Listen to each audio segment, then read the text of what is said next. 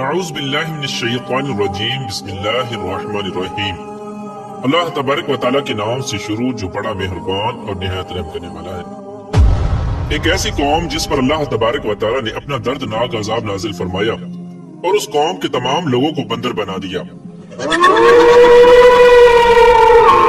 اس قوم کے لوگ کون سا ایسا گناہ کرتے تھے جس کی وجہ سے اللہ تبارک و تعالیٰ نے ان پر دردناک عذاب نازل فرمایا، اور یہ لوگ بندر بننے کے بعد کتنی دیر زندہ رہے اور پھر ان کو کس قدر دردناک موت آئی۔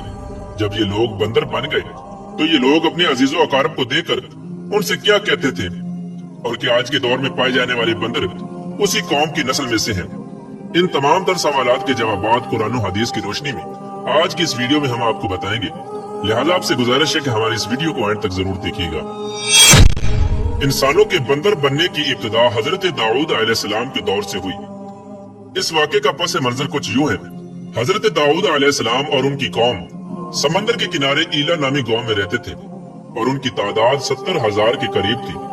یہ قوم بڑی ہی خوشحال تھی اور اللہ تبارک و تعالیٰ کی فرما بردار قوم تھی۔ اس قوم کو اللہ تبارک و تعالیٰ نے بے شمار نعمتوں سے نوازا تھا۔ ہر طرف سرسبز و شاداب باغات اور ہر طرف ہریالی ہی ہریالی تھی، اور اللہ تبارک و تعالیٰ کی بے پناہ کرم نوازی تھی۔ یہ لوگ اپنی اس زندگی میں بہت ہی خوش تھے۔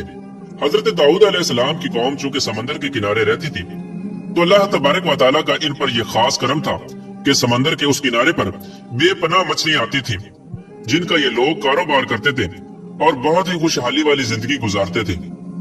جب یہ قوم اللہ تبارک و تعالیٰ کی نعمتوں کی وجہ سے خوشحال ہو گئی تو اللہ تبارک و تعالیٰ کی نافرمانی پر اتر آئی اور طرح طرح کے گناہوں کے اندر مبتلا ہو گئی۔ اور پھر ایک دن اللہ تبارک و تعالیٰ نے اس قوم کا امتحان لینے کا ارادہ کیا اور حضرت داؤد علیہ السلام کو وحی بھیجی کہ اپنی قوم سے کہہ دے کہ وہ سنیچر کے دن یعنی ہفتے والے دن مچھلی کا شکار کرنا بند کر دے۔ اس طرح اللہ تبارک و تعالیٰ نے حضرت داؤد علیہ السلام کی قوم پر ہفتے والے دن مچھلیوں کا شکار حرام فرما دیا، اور پھر یہاں سے اس قوم کی بربادی شروع ہو گئی۔ حضرت داؤد علیہ السلام نے اپنی قوم کو بتایا کہ اللہ تبارک و تعالیٰ نے ہفتے والے دن مچھلیوں کے شکار کو حرام قرار دے دیا ہے، تو وہ لوگ بہت ہی زیادہ پریشان ہو گئے اور ساری قوم سر جوڑ کر بیٹھ گئی، کیونکہ ہفتے کا دن ہی وہ دن تھا جس میں مچھلیاں وافر مقدار میں آتی تھی اور خود بخود کنارے پر آ جاتی تھی، اور باقی دن ایسے تھے کہ بہت کم اور نہ ہونے کے برابر مچھلیاں پکڑی جاتی تھی۔ اس قوم کا گزر بسر چونکہ مچھلیوں کے شکار پر تھا، اس وجہ سے اللہ تبارک و تعالیٰ کا یہ حکم سن کر یہ قوم پریشان ہو گئی۔ یہ نہیں جانتے تھے کہ اللہ تبارک و تعالیٰ کی طرف سے یہ ایک آزمائش ہے۔ پھر ایک دن شیطان نے ان کو وسوسہ ڈالا کہ سمندر سے نالیاں نکال کر خشکی میں بڑے بڑے حوض بنا لیے جائیں۔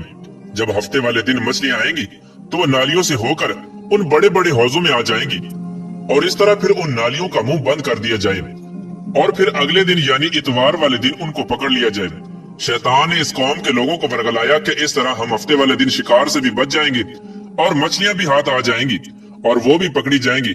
بہت سے لوگوں کو یہ ہلا بازی اچھی لگی اور انہوں نے ایسا کرنا شروع کر دیا اور سمندر سے چھوٹی چھوٹی نالیاں نکال کر بڑے بڑے حوضوں میں ڈال دی، جس کے ذریعے وافر مقدار میں مچھلیاں ان حوضوں میں داخل ہو جاتی۔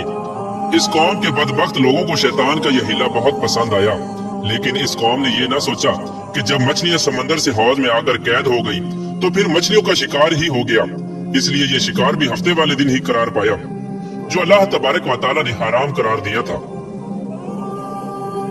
اس موقع پر یہودیوں کے 3 گروہ ہو گئے۔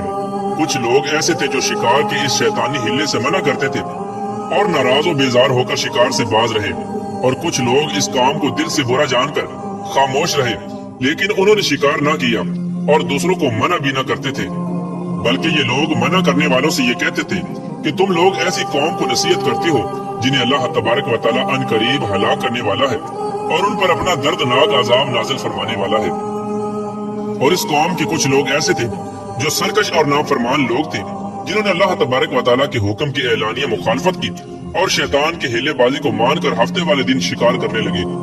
یہ لوگ اللہ تبارک و تعالیٰ کے حکم کی کھلا مکھلا مخالفت کرتے اور ہفتے والے دن مچھلیوں کا شکار کر کے ان کو کھایا کرتے اور بیچا کرتے۔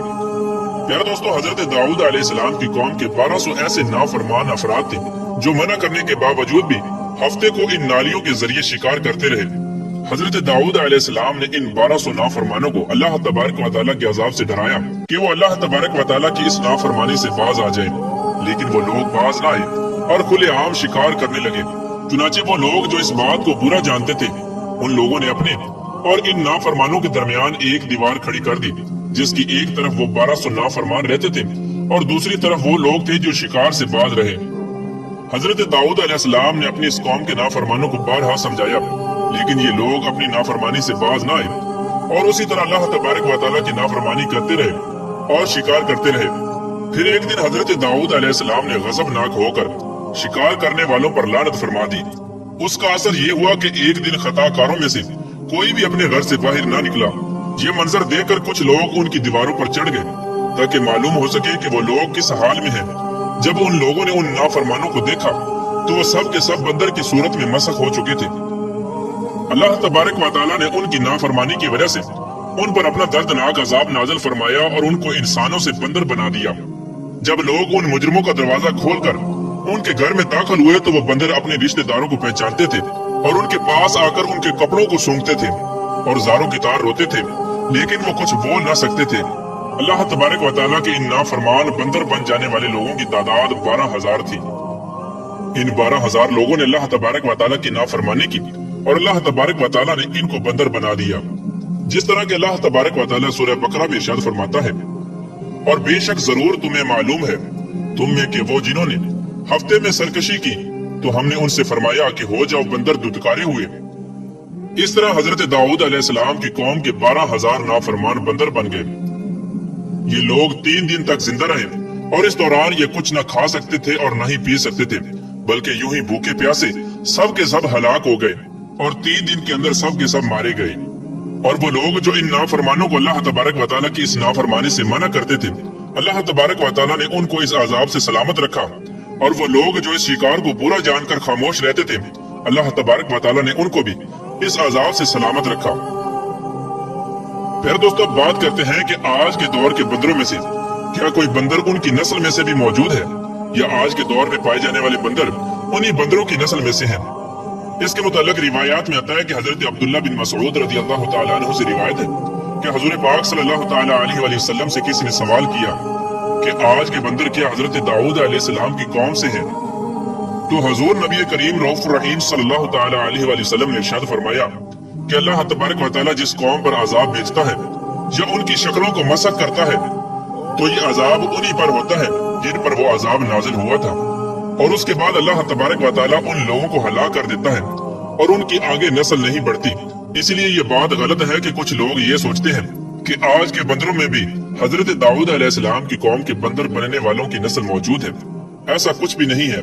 वो लोग सिर्फ और सिर्फ 3 दिन जिंदा रहे और उसके बाद सब के सब हलाक हो गए और अल्लाह तबारक व तआला ने उस कौम के नाफरमानों को सफ़ाए हस्ती से मिटा दिया।